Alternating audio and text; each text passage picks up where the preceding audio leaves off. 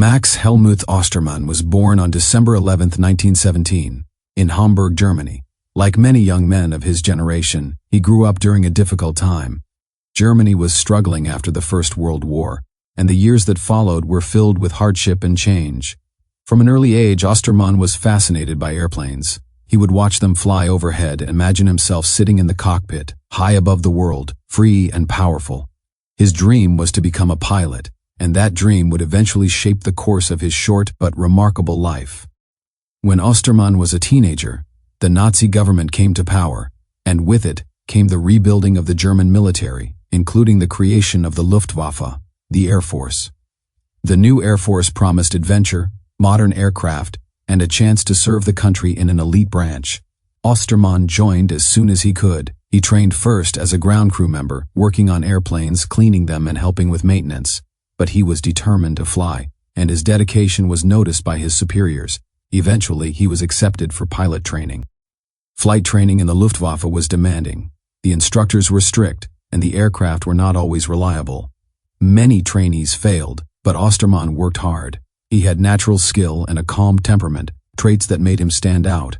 He learned to fly fighters, small single-engine planes designed for speed, agility, and combat. When he completed his training, he was assigned to Jagdgeschwader 54, a fighter wing that would later become famous for its skilled pilots and fierce battles. When the Second World War began in 1939, Ostermann was still relatively new to the Luftwaffe. The German Air Force was strong and confident, and its pilots were among the best in the world. In the early years of the war, the Luftwaffe achieved many victories. Ostermann took part in missions during the invasion of France in 1940, and later during the Battle of Britain. These were intense times. Every flight could mean life or death. In the skies above England, German and British pilots fought bitterly. Ostermann was still gaining experience, but he learned quickly. His superiors noticed his steady nerves and his skill in air combat.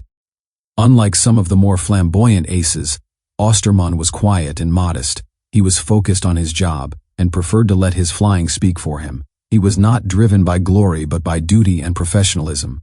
Over time, his kill count began to rise. Each confirmed victory meant another enemy plane destroyed, but also another dangerous mission survived.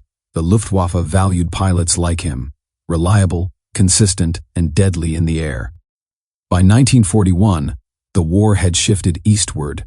Germany invaded the Soviet Union in June of that year. The Eastern Front was vast and brutal. The Luftwaffe played a key role in supporting ground troops, providing cover, and fighting Soviet aircraft. For pilots like Ostermann, the Eastern Front was a place of opportunity and danger. There were more enemy planes to face, but also a higher chance of being shot down. The conditions were harsh, with freezing temperatures, long missions, and poor supplies. Ostermann's unit, JG-54, was stationed on the front, flying missions almost daily. He flew the Messerschmitt Bf-109, one of Germany's most famous fighters. The Bf-109 was fast, agile, and heavily armed, but it could be unforgiving. It required skill and precision to handle properly. Ostermann proved himself again and again, downing Soviet aircraft in dogfights and escorting bombers deep into enemy territory. His success grew rapidly, and his comrades began to respect him, not just as a pilot, but as a leader. Despite the danger, there was a certain rhythm to life on the front. Pilots would fly their missions, return to base, refuel, and prepare to go out again. Between missions, they would rest, clean their planes, and talk quietly in the mess halls. Ostermann remained calm and focused. He did not brag about his victories, and he treated others with respect. He was known for his precision in combat. He never wasted ammunition and always stayed alert. By the end of 1941, Ostermann had achieved dozens of aerial victories. He was awarded the Iron Cross and later the Knight's Cross, one of Germany's highest military honors. But with recognition came pressure. The Luftwaffe celebrated its aces as heroes, symbols of strength and morale for the German people. Ostermann, however, was not comfortable with fame. He preferred to stay out of the spotlight and concentrate on flying. For him, each mission was just another test of survival. In 1942, his success continued. He passed the mark of 50 victories and then 100, becoming one of the youngest aces in the Luftwaffe to reach that milestone. He was promoted and received the oak leaves to his Knight's Cross, a rare distinction given to only a few. His name was now well known in Germany, and propaganda used his achievements to inspire others. Still, he remained humble. Friends and comrades described him as quiet, polite, and serious, a man devoted to his duty rather than fame. But the strain of constant combat took its toll. The air war on the Eastern Front grew more difficult. Soviet aircraft became better, and their pilots more experienced. The Luftwaffe also began to suffer from shortages of fuel, spare parts, and replacements. Many of Ostermann's friends were killed in action. He had been wounded several times himself but always returned to flying. He knew the risks and accepted them. For him, there was no other life. By mid-1942, Ostermann had over 130 confirmed victories. He was one of Germany's top aces, but the war was changing. The German advance had slowed, and Soviet resistance was growing stronger. On August 9, 1942, Ostermann took off on what would be his final mission. He led a group of fighters on a patrol near Lake Ilmen in northwestern Russia. During the flight, they encountered a large formation of Soviet aircraft. A fierce dogfight began. Ostermann shot down several enemy planes but was soon outnumbered. Witnesses later said that his Bf-109 was hit by return fire and began to lose altitude. He tried to make it back to friendly territory, but his aircraft was damaged too badly. It crashed behind enemy lines. Ostermann was killed instantly. He was just 24 years old. His death was a heavy blow to his unit, which had lost one of its most respected and talented pilots. After his death, the Luftwaffe posthumously promoted him to the rank of Oberleutnant and awarded him the swords to his Knight's Cross, another high honor. His final tally stood at 102 confirmed victories on the Eastern Front and 29 on the Western Front, for a total of 131.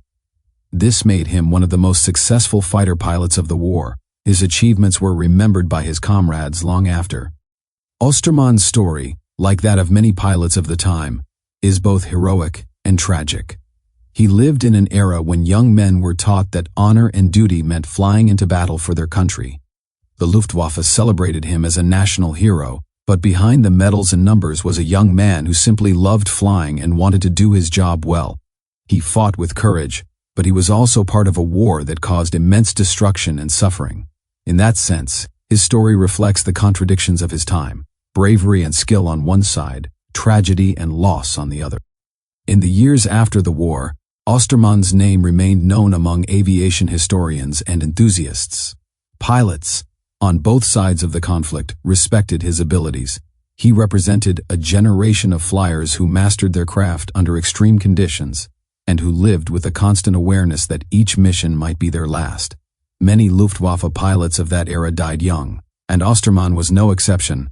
His brief life captured the intensity of air combat during World War II, the speed, danger, and fleeting moments of triumph. Those who survived the war often spoke of how flying changed them. For men like Ostermann, the cockpit was both a battlefield and a place of freedom. High in the air, surrounded by clouds and sunlight, everything else fell away. But war always brought them back to reality: smoke, fire, and loss. The courage of such pilots was real, even if the cause they fought for was darkened by the politics of their nation. Max Helmuth Ostermann's life was a story of ambition, courage, and fate. From a young boy watching airplanes in Hamburg to a celebrated fighter ace on the Eastern Front, his journey was swift and intense. He lived at a time when the world was on fire, and his destiny was tied to that fire. Though he did not survive the war, his name endures as part of the long and complex history of air combat, a reminder of both the brilliance and the tragedy of those who fought in the skies. Thanks for watching. If you have a thought on Max Helmuth Ostermann, drop it in a comment below. If you enjoyed the video, don't forget to hit the like and subscribe.